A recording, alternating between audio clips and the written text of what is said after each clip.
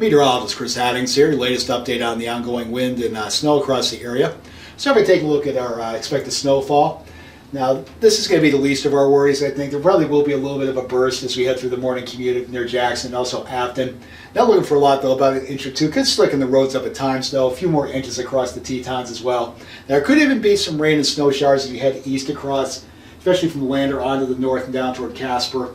But with the warm temperatures we've had lately, this is going to fall during the day. The sun's very strong this time of year, so probably not a big problem on the roads, except up here in the higher elevations of the Bighorns. The passes could get a little slick. Could be 1 to 3 inches in that area, especially in the higher elevations in this area. But the big story is going to be the wind. It's already been windy today. It'll probably continue through the day. You can see all these areas in orange: Riverton, Casper, Buffalo, KC, Cody, also the I-80 corridor. High wind warnings in effect. Most of these go through about 6 p.m. except for around Jackson. That will expire at 11. But even areas that don't have it, probably will see some strong gusts, maybe up to 55, maybe a local 60-mile-an-hour gust. So everyone's going to be getting in on the winds today. Speaking of those wind gusts so far, this is through about 5 a.m. this morning.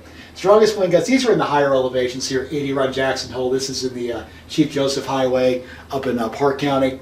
And Red Canyon, this is going over the South Pass to the southwest of Lander. Now, lower elevation, strongest wind gusts around that story. That's in Johnson County, about 65 there, 64 at the Buffalo Airport. 60 miles per hour already in Jackson Hole, and about 55 at the Casper Airport, but higher gusts when you head down toward Outer Drive to the south of Casper.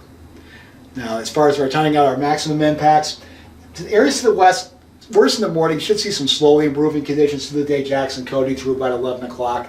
Will be some gusty winds after that, though. Bighorn Basin, worse conditions through about the early afternoon hours. Now, the longest lasting effects, I think Buffalo, that'll last pretty much all day. Lander, the worst will be through by about noon. And Riverton, Casper, going through about the early mid-afternoon hours, then there'll be a slow decrease in the winds. And the I-80 corridor through about 4 o'clock. Once this will be mainly post-frontal after the front pushes through. So how strong the wind's going to be?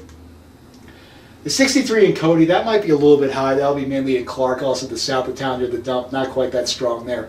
But all those areas in the warning seeing wind gusts of 60, 65 miles per hour. Had to pick out a spot that's going to see the strongest winds today in the lower elevations. Right here in Buffalo, winds gusts to 70. I could even see some gusts to 75 miles per hour if things sit up right after that front sweeps through that area. But even the areas that don't have those warnings, say like Pinedale, Big Piney, seeing gusts to about 50 miles per hour. So everybody's going to be seeing some good wind gusts out there today. So hold on to your pets, hold on to your hats, hold on to your toupees, hold on to your small children, even some small furry animals if you have them. Here's our resources for weather, weather.gov/REW. This changes to CYS. You want to see conditions further east out in Cheyenne's area. Road conditions, wileroad.info on the web. You want to call them on the phone, 511 in-state, 1-888 Wile Road out-of-state.